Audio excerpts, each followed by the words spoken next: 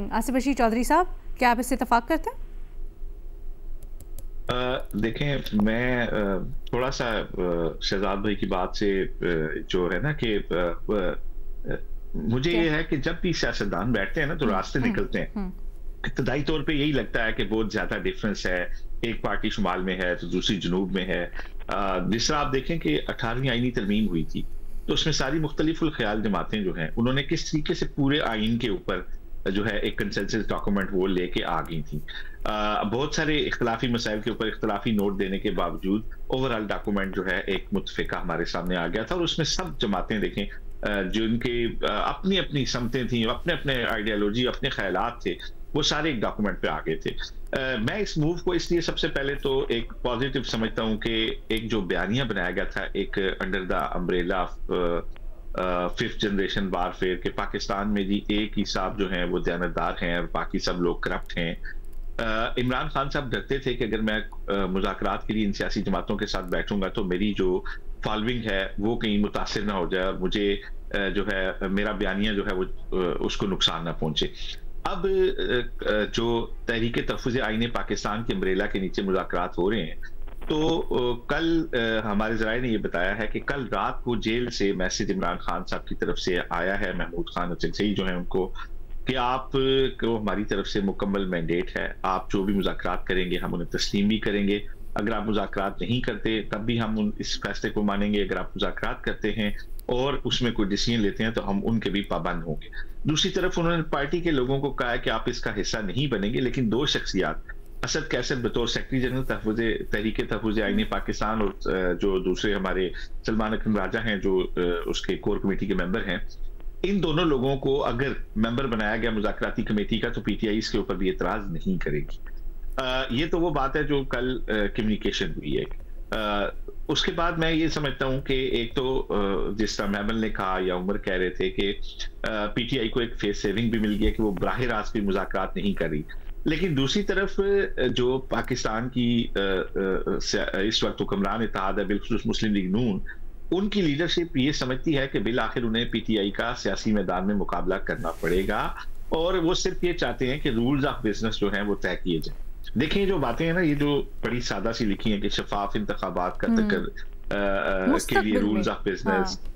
मुस्तकबिल में, जाहिर है ऐसा कभी भी नहीं होता कि किसी के मुतालबे पे कोई हुकूमत छोड़ दे। खान साहब भी जानते हैं कि उनको पंजाब में मैंडेट कैसे मिला था, तमाम तर जो आरटीएस बैठना और उससे जो प्री इलेक्शन जो कुछ हुआ था उसके बावजूद पहले पीटीआई जब भी मुज़ाकरात के लिए बैठी है तो वो मुसर होते हैं ना कि इन वाले 2024 वाले इंतखाबात का पहले फैसला करें फिर आगे बढ़ेंगे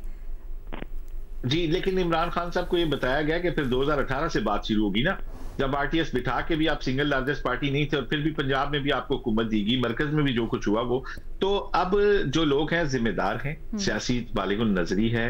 जो बात पहले मैमल कर रही थी कि और ये उन्होंने एक बड़ा ही जबरदस्त मूव किया है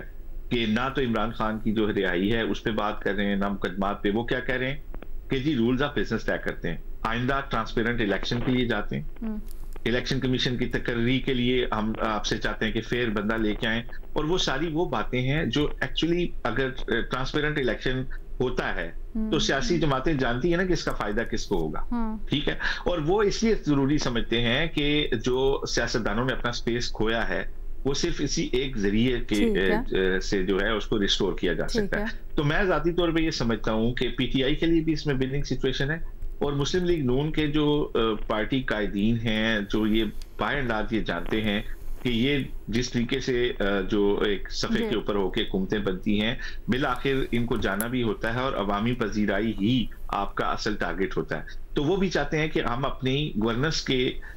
जो गवर्नेंस की जो है वो हमारे पास लेके जाएं। अलीना एक अगर चीज शहजाद ऐड करें, एक सेकंड शहजाद का पहले पॉइंट ले लेते हैं फिर मैं आपके पास आती हूँ। शहजाद अलीना देखिए, इसमें तो कोई शक की बात नहीं है कि आखिर में तो मामला बातचीत से हल होने हैं और वो बातचीत जितना जल्दी शुरू हो उतना बेहतर है। लेकिन वह ये जो भी आसिफ साहब ने भी एक पॉइंट रखा कि देखें चार्ट ऑफ डेमोक्रेसी में क्या डिफरेंसेस थे या 18वीं तरमीम में क्या थे, उस पर आपने जो है जो गैप्स थे उनको ब्रिज किया और फिर एक कॉमन एजेंडा तक आप पहुंचे। लेकिन हमें ये याद रखना चाहिए कि उस वक्त जब ये चार्टर ऑफ डेमोक्रेसी हुआ और वो उसमें जो वादे किए गए जो 18वीं तरमीम में रिफ्लेक्ट भी करते हैं, उस वक्त एक कॉमन एनिमी था आपके सामने। ठीक है, परवेज मुशर्रफ की गवर्नमेंट थी, 2 पार्टीज बाहर थी, उस वक्त तो 3 पार्टीज भी नहीं थी, 2 पार्टी सिस्टम था, पीपल्स पार्टी और नून लीग। उन्होंने आपस में बैठ के एक समझौता इस बात पे किया था कि हमें आइंदा एक डिक्टेटरशिप का रास्ता कैसे रोकना है, वो एक कॉमन ग्राउंड था। यहाँ पे जो है मसला इक़्तिदार और पावर का भी है, और ये बात ठीक है मेरे ख्याल से। अब पीटीआई अगर ये सोचती है कि किसी न किसी तरीके से 2024 का इलेक्शन रिवर्स हो जाएगा, ये तो नहीं होना, और उसमें उनको 2018 के ताने भी पड़ेंगे, लेकिन क्या गोइंग फॉरवर्ड अर्ली इलेक्शंस अगर उनको मिलने हैं तो क्या वो मिल सकेंगे? क्या उनको साफ और शफाफ इंतखाबात मिल सकेंगे? मेरे ख्याल से ये वो मराहल है जिनको तय करने में भी बड़ा वक्त लगेगा। और अभी बेशक पीटीआई के जो इस वक्त रहनुमा है, जो कि इस वक्त कैद में है, इंक्लूडिंग इमरान खान, ये उनके एजेंडा पर नहीं होगा, लेकिन जब भी इलेक्शन का वक्त आएगा तो उनकी ये डिमांड जरूर होगी कि इमरान खान को रिहाई मिले, उनको कोई ना कोई वे आउट मिले। ऐसा नहीं हो सकता कि इमरान खान साहब जेल में बैठे बैठे ये इख्तियारात दे देंगे कि ठीक है आप सिर्फ जो है आइन की बात करें, आप सिर्फ जमहूरियत की बात करें, ह्यूमन राइट्स की बात करें। इवेंचुअली अगर इलेक्शंस होने हैं, चाहे वो 28 में होने हैं, 29 में होने हैं, तो उससे पहले वो बाहर आना चाहेंगे, क्योंकि अगर वो वोट मिस कर देंगे तो इसका मतलब तो आप समझते कि फिर तो जो इनको जितनी उनको सजाएं मिली हैं 10-10 साल की, 14-14 साल की, फिर तो उनको काटना पड़ेंगी ना। तो ये मेरे ख्याल से अच्छी बात है, इंगेज कर रहे हैं, लेकिन फिलहाल मुझे इसमें ज्यादा उम्मीद नहीं नजर आ रही है। इससे पहले भी मुज़ाकरात की जब भी पेशकश हुई है वो इसीलिए खत्म हुई है क्योंकि जो एक साइड चाहती थी उस पर दूसरी साइड राजी नहीं थी। तो ये पोजीशन भी आपको उससे कुछ मुख्तलिफ नहीं लग रही है? अच्छा, बाकी तीनों को लग रही है ना। महमल का भी क्विकली पॉइंट ले लेते हैं। महमल जी एलिना, पहली चीज़ तो ये है कि जिस तरह जो शहजाद ने बात की कि शहबाज शरीफ साहब ने कहा था कि हम ब्लैकमेल नहीं होना चाहिए, जो उन्होंने बात की, उन्होंने जब मुज़ाकरात की ऑफर भी की, और उसके बाद फिर जब अपोजिशन का भी जो आंसर आया उसके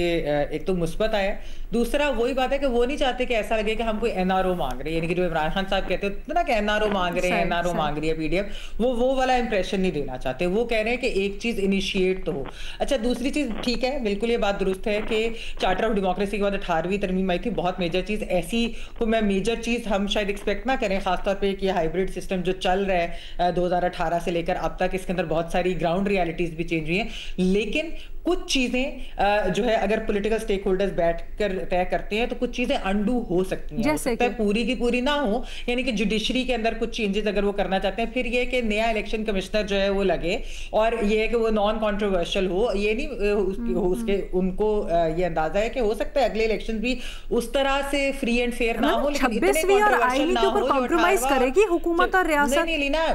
मैं आपको यही कह रही हूँ कि जब आप बात शुरू करते हैं ना, जब आप बात करते हैं और टाइम लगेगा, इसके अंदर कोई ये नहीं होगा कि जिस तरह पिछली दफा एक वो अल्टीमेटम दे दिया गया था कि जी बस अगर ये ना हुआ तो फिर इस वक्त तक तो ऐसा हो जाएगा। ये इस ऑपोजिशन अलायंस को पता है, क्योंकि उनको अलीना, मैं आपको एक बात बताती चलूं कि ये इनसाइडर्स ने भी उस वक्त ये बात की थी कि जो अचकज़ई साहब और राजा नासिर अब्बास साहब, खासतौर पर अचकज़ई साहब को जो इमरान खान साहब ने इख्तियारात दिए थे, उसकी वजह ही ये थी कि अचकज़ई साहब के ताल्लुकात मियां नवाज शरीफ साहब और ज़रदारी साहब से बहुत अच्छे हैं, और वो एक ये चीज चाहते थे कि कोई बैकडोर निगोशिएशंस हों, थोड़ा सा पॉलिटिकल टेम्परेचर नीचे आए, ये बात करेंगे। इनकी एक ये मैच्योर पॉलिटिशियन है, सेम तो पीटीआई के भी मुखालिफ थे एक जमाने में, वो कोई उनकी पार्टी के तो नहीं है, तो इसी तरह बातचीत आगे चलेगी और फिर कोई वे आउट आहिस्ता आहिस्ता में, ये नहीं कोई हम कह रहे हैं कि बिल्कुल कोई आइडियल सिचुएशन है, और नहीं वो तो ऑब्वियसली कोई भी नहीं कह रहा, लेकिन हम थोड़ा सा ये कंपेयर कर रहे हैं ना कि पहले पाकिस्तान तहरीक इंसाफ कुछ मुख्तलिफ प्रीरेक्विजिट्स होती थी जो लेके बैठती थी, कुछ उनकी डिमांड्स होती थी, ये जो एलामिया है क्या ये उससे मुख्तलिफ है, क्या इससे एक्सपेक्ट करना चाहिए, इसी के ऊपर पूरी की पूरी डिबेट है।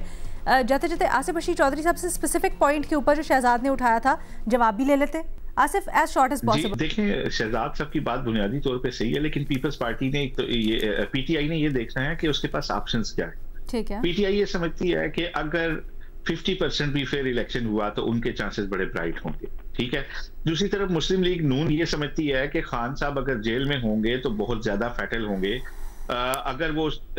आ जाते हैं इलेक्शन से साल पहले बाहर आ जाए, एक मैं मफरूजे के ऊपर बात कर रहा हूँ, और वो एजिटेशन की पॉलिटिक्स ना करें लेकिन जलसे करें, तो वो जलसों में अभी तो उनके पास एक बयानिया है मजलूमियत का, उनके पास क्या बयानिया होगा कि उनको दोबारा क्यों मुंतखब किया जाए, कौन से काम उन्होंने अधूरे छोड़े हैं जिनको वो आके मुकम्मल करेंगे। तो